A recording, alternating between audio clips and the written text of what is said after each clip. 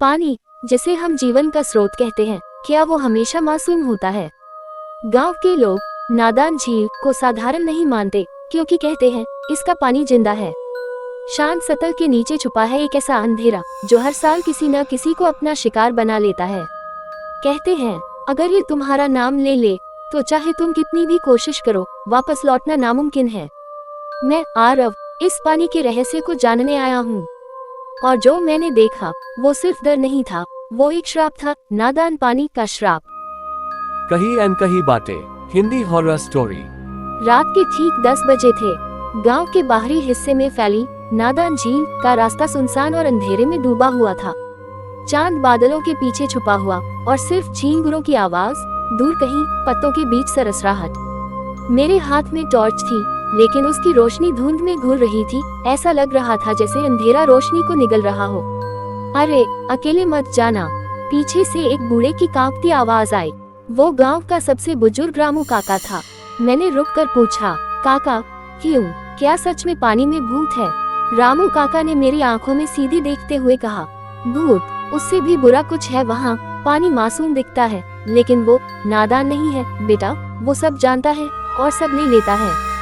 उनकी बात सुनकर मेरी रीढ़ में ठंडक दौड़ गई, लेकिन क्यूरियोसिटी, जिज्ञासा ज्यादा थी, डर से ज्यादा। मैंने हंसकर कहा, काका मैं सिर्फ सच्चाई रिकॉर्ड करने आया हूँ, वीडियो बनाना है। काका बस मुस्कुरा दिए, लेकिन वो मुस्कान, वो डरावनी थी। जा बेटा जा, लेकिन अगर पानी ने तेरा नाम ले लिया तो वापस मत आना। झील पर पहुंचते ही एक अजीब सी ठंड ने मुझे घेर लिया। चारों तरफ सन्नाटा और पानी की सतह पर हल्की सी धुंध।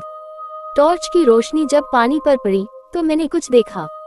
एक पल के लिए लगा कि पानी की सतह के नीचे कोई चेहरा है, लेकिन जैसे ही पलक झपकाई वो गायब हो गया। कैमरा ऑन किया और बोलना शुरू किया, दोस्तों मैं इस समय नादान झील के किनारे खड़ा हूँ। यहाँ के लोग कहते हैं कि इसका पानी इंसान की जान ले सकता है, लेकिन कैसे, ये मैं आज आपको दिखाऊंगा। अचानक पानी से चपाक की आवाज आई, जैसे कोई भारी चीज उसमें गिरी हो। मैंने टॉर्च घुमाई। पानी में सिर्फ हल्की लहरें थी, लेकिन उन लहरों की लय अजीब थी, जैसे कोई दिल की धड़कन हो। झील के पास खड़ा मैं कैमरे के सामने बोल रहा था, लेकिन तभी मेरे कानों में एक बेहद धीमी फुसफुसाहट आई, आँख जा। मैंने तुरंत कैमरा नीचे किया और इधर उधर देखा। कोई नहीं था, ये हवा भी नहीं हो सकती थी। हवा जैसी आवाज करती है, लेकिन ये तो सीधा मेरे कान के पास बोल रहा था। मेरे दिल की धड़कन तेज हो गई। मैंने धीरे धीरे झील के पानी की तरफ झुककर सुनने की कोशिश की, और तभी तू भी आ, देख देख क्या छुपा है अंदर। मैंने टॉर्च का फोकस पानी की गहराई में डाला। नीचे अंधेरे में कुछ हिल रहा था। पहले लगा कि ये कोई मछली है, लेकिन फिर वो ऊपर आने लगा, और जैसे ही वो सतह के करीब आया मैंने देख लिया, वो एक इंसान का चेहरा था, लेकिन आंखें बिल्कुल सफेद, होंठ फटे हुए, और पानी के अंदर से मुझे घूर रहा था। मैं डर के मारे पीछे हट गया। पैर फिसलते फिसलते बचे। कैमरा गिरते गिरते बचा, लेकिन स्क्रीन पर लहराते पानी का रिफ्लेक्शन दिख रहा था, और उसमें सिर्फ मेरा नहीं, एक और साया खड़ा था मेरे बगल में। मैंने डर को झटककर फिर रिकॉर्डिंग शुरू की। दोस्तों शायद आपने देखा, ये झील सिर्फ पानी नहीं है, ये किसी चीज को या किसी को अपने अंदर रखे हुए है। गांव में लौटकर मैंने रामू काका से पूछा, ये झील यहाँ इतने हादसे क्यों हुए, लोग क्यों डूबे? रामू काका ने लंबी सांस ली और बोले, ये हादसे नहीं थे बेटा, ये बुलावा था। हर कुछ साल में पानी किसी का नाम लेता है, और वो इंसान खुद चलकर इसमें उतर जाता है। बाहर से देखने वाले सोचते हैं कि वो डूब गया, लेकिन सच में वो पानी के नीचे जी रहा है, या शायद मर भी नहीं सकता। मेरे हाथ कांपने लगे। अगर पानी नाम लेता है तो अगला नाम कहीं मेरा तो नहीं। रात के करीब 1 बज चुके थे। मैंने सोचा था वापस लौट जाऊं, लेकिन अंदर से एक अजीब सी खिंचाव मुझे फिर झील की ओर खींच रही थी। हवा ठंडी हो चुकी थी और चांद बादलों में पूरी तरह गुम था। जब मैं झील के किनारे पहुंचा तो सब कुछ पहले से भी ज्यादा खामोश था, इतना खामोश कि मेरी सांसों की आवाज भी मुझे भारी लग रही थी। और तभी आरव, मैं जम गया। ये आवाज इतनी साफ थी जैसे कोई मेरे बिल्कुल पास खड़ा हो। मैंने पीछे मुड़कर देखा, कोई नहीं। फिर दोबारा, आरव आओ, पानी बहुत नादान है, तुम्हें चोट नहीं पहुंचाएगा। मेरे कान में ठंडी लहर दौड़ गई। ये नाम, मेरा नाम, दिल की धड़कन इतनी तेज हो गई कि ऐसा लगा छाती से बाहर निकल आएगी। मैंने टॉर्च पानी की सतह पर डाली। अब वो चेहरा फिर दिखा, लेकिन इस बार अकेला नहीं। उसके आसपास और भी चेहरे थे, दर्जनों। सबकी आंखें सफेद, होंठ नीले, और सब एक साथ मुस्कुरा रहे थे। उनकी मुस्कान में एक अजीब सी शांति थी, जैसे वो मुझे यकीन दिला रहे हों कि नीचे आना ही सही है।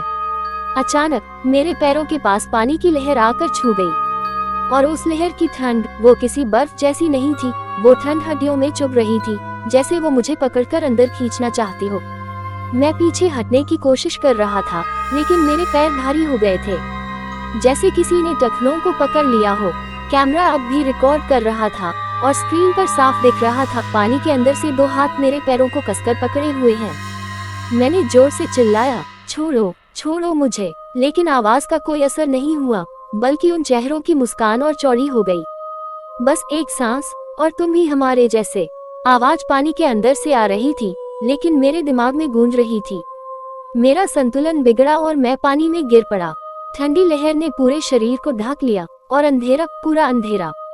टॉर्च हाथ से छूट गई, कैमरा बंद हो गया, और फिर मुझे सिर्फ एक रोशनी दिखी, गहराई में।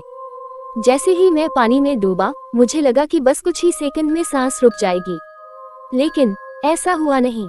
मेरी सांसें चल रही थी, और मैं पानी के नीचे भी जिंदा था।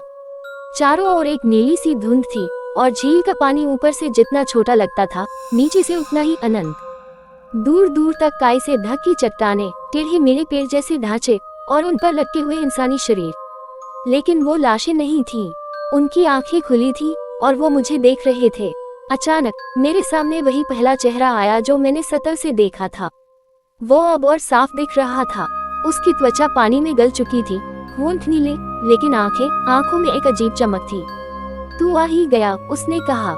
आवाज गूंज रही थी, जैसे पानी के भीतर हर लहर उसे दोहरा रही हो।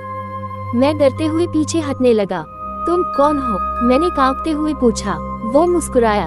हम वो हैं जिन्हें नादान पानी ने चुना, जो ऊपर की दुनिया में खो गए, लेकिन यहाँ हमेशा के लिए रह गए।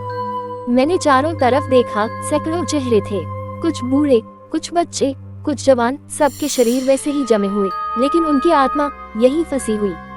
उसने मेरा हाथ पकड़ लिया। पकड़ ठंडी थी, लेकिन अजीब तरह से सुकून भरी भी। नादान पानी नादान नहीं है, ये सब जानता है। ये तुम्हारे डर को सुनता है, तुम्हारी चाहत को महसूस करता है, और फिर तुम्हें बुला लेता है। मैंने गुस्से में हाथ छुड़ाने की कोशिश की। तो तुम सब यहाँ क्यों हो? वापस क्यों नहीं जाते? वो हंस पड़ा, एक भयानक खोखली हंसी। वापस? यहाँ से कोई वापस नहीं जाता।